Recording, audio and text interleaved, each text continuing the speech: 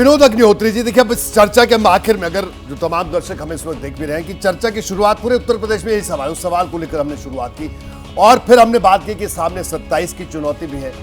अब बीजेपी के सामने देखिए सबसे बड़ी चुनौती है, क्या बीजेपी को अपने जो कोर इश्यूज हैं उनसे अलग होकर नई रणनीति पर उत्तर प्रदेश में चलेगी? क्या यह माना जाए कि इस चुनाव के जो नतीजे हैं उन नतीजों ने बीजेपी को बता दिया कि अब ये इश्यूज नहीं चलने वाले हैं? ठीक है, राम मंदिर एक मुद्दा था, राम मंदिर बन गया, लेकिन अब इससे आगे जनता देख रही है। क्या इस तरह से देखा जाए? नहीं, ऐसा नहीं, सिर्फ कोर इश्यूज से काम नहीं चलेगा जी। देखिए, मैं आपके घर में आऊं और आप मुझे बढ़िया खाना खिलाएं, मैं कहूं कि यार चटनी बहुत अच्छी है जी रोहित भाई, और अगली बार मैं आऊं तो आप खाली चटनी का जार रख दें कि विनोद जी आपको बहुत पसंद है, चटनी खाइए, तो चटनी से कैसे काम चलेगा? मुझे रोटी भी चाहिए होगी, सब्जी भी चाहिए होगी, सलाद भी चाहिए होगी, दाल भी चाहिए होगी जी। तो हिंदुत्व तो लोगों को पसंद आया आपका जी, लेकिन खाली हिंदुत्व तो आपको जिता देगा, ये बिल्कुल सोचना मुझे लगता है ये थोड़ा सा बात समझ में आने वाली है, क्योंकि हिंदुत्व के आगे भी दुनिया है ना।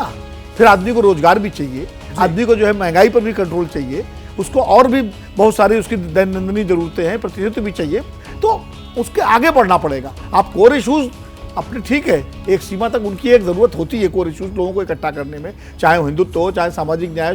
भाई मंडलवादी पार्टियां क्यों फेल हुई? उन्होंने खाली जाति को ही मथा और जो दूसरी चीजें थी वो नहीं कर पाए, तो इसलिए उनका पराभव हुआ। एक चीज का एक एक्सट्रीम होता है। छोटा सा सवाल, वक्त भी कम है, लेकिन मैं इसी में सवाल जोड़ रहा हूं, ये सवाल हमारी चर्चा में छूट गया। देखिए, यूपी में जाति एक सच है, यूपी में क्या पूरे देश भर में सच है, लेकिन बड़ी बात है कि जिन अभी मनोज जिक्र कर रहे थे, कुर्मियों का जिक्र कर रहे थे कि शिफ्ट हो गए, ओबीसी वोटर शिफ्ट हुआ, बीजेपी ने जो समीकरण साधा था ओम प्रकाश राजभर, संजय निषाद और अनुप्रिया पटेल के जरिए, और इसी के जरिए पूर्वांचल लगातार बीजेपी ने जो भी जीत हासिल की, पूर्वांचल में एक बड़ी वजह ये तीनों लोग हैं। तो क्या इस तरह के रणनीतिक गठबंधन पर भी बीजेपी को विचार करना होगा? क्योंकि जो बीजेपी के साथ ओबीसी लीडर थे, ओबीसी उनके साथ उस तरह से नहीं चला जो अब तक चला जा रहा था। देखिए, जब आप अनुप्रिया पटेल, ओम प्रकाश राजभर, संजय निषाद ऐसे नेताओं पर निर्भर होते हैं तो कहीं ना कहीं आपकी पार्टी का जो इन्हीं जातियों के नेता हैं उनकी उपेक्षा होती है जी। ये हमेशा ध्यान रखिए। और ये लोग वोटों के ठेकेदार ज्यादा साबित हुए, बजाय वोट जुटाऊ नहीं साबित हुए। अखिलेश यादव ने यही किया, उन्होंने विधानसभा चुनाव के बाद ओम प्रकाश राजभर को, इनको सबको किनारे किया और जिलों में जो जमीन स्तर के इन्हीं की जातियों के नेता थे, तो विनोद जी आपके शब्दों में कहा जाए आगे लाए, ऑर्गेनिक लोगों को आगे ले गया, ठेकेदारों को पीछे किया। बिल्कुल, जबकि बीजेपी ने उल्टा किया। शांतनु जी, फाइनल कमेंट इसी पर। और बीजेपी को अपने नेता डेवलप करने चाहिए, जैसे कल्याण सिंह थे, ओम प्रकाश, कुर्मियों में उनके बहुत बड़े नेता थे ओम प्रकाश सिंह पूर्वांचल के एक जमाने में जी।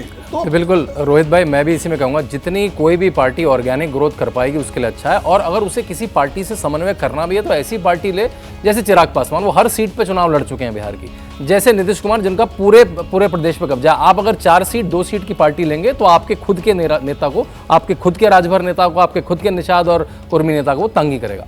अच्छा, इनकी क्रेडिबिलिटी भी तो नहीं है। ओम प्रकाश राजभर आज कुछ बोल रहे हैं, कल कुछ बोल रहे हैं, परसों कुछ बोल रहे हैं, कभी वो मोदी जी के बारे में क्या बोलते हैं, योगी जी के बारे में क्या बोलते हैं, फिर आपकी पार्टी में आ जाते हैं। तो आपको जो वर्कर है वो कैसे उनको स्वीकार करेगा? और सबसे बड़ी बात कि भारतीय जनता पार्टी के रणनीतिकारों को उत्तर प्रदेश में यह लगा कि अगर कोई अमुक लोकसभा सीट जीतनी है तो वहां पर सपा के फलना नेता को ले आए, वहां से इतने की लीड मिल जाएगी, हम जीत जाएंगे। लेकिन ये वही भारतीय जनता पार्टी है जो अपने आप को कैडर बेस्ड पार्टी कहती है, जिसका कार्यकर्ता कहते हैं कि वो बड़े इमोशनल हैं, जो जुड़े हुए हैं संगठन से। तो ये भी अपने आप एक बड़ी बात थी कि जो लोग सालों से पार्टी का काम कर रहे थे वो लोग हाशिए पर जाते गए। मंच पर वो लोग, अमूमन बीजेपी का कल्चर है कि दूसरी पंक्ति के लोग पहली पंक्ति में आते, से नेतृत्व परिवर्तन बीजेपी के लोग कहते हैं। लेकिन उत्तर प्रदेश में मैं 2014 से मैं इस बात का गवाह हूं कि स्थिति यह है कई जिलों में कि जो बीजेपी के दूसरी पंक्ति के नेता थे वो तीसरी पंक्ति पर, और 24 आते आते वो चौथी पंक्ति पर, और कई नेता ऐसे हैं वो मंच से उतर चुके हैं और बीजेपी के मंच पर अब दूसरी पार्टियों से आए हुए नेता सजे हुए हैं। तो खैर, ये तमाम वो सवाल हैं, ये तमाम वो बातें हैं जो उठती हैं और उठती भी रहेंगी। तो बहरहाल आज भारत की बात में इतने। हमारे तमाम मेहमानों का बहुत बहुत शुक्रिया। आज भारत की बात में इतने। दीजिए इजाजत, नमस्कार।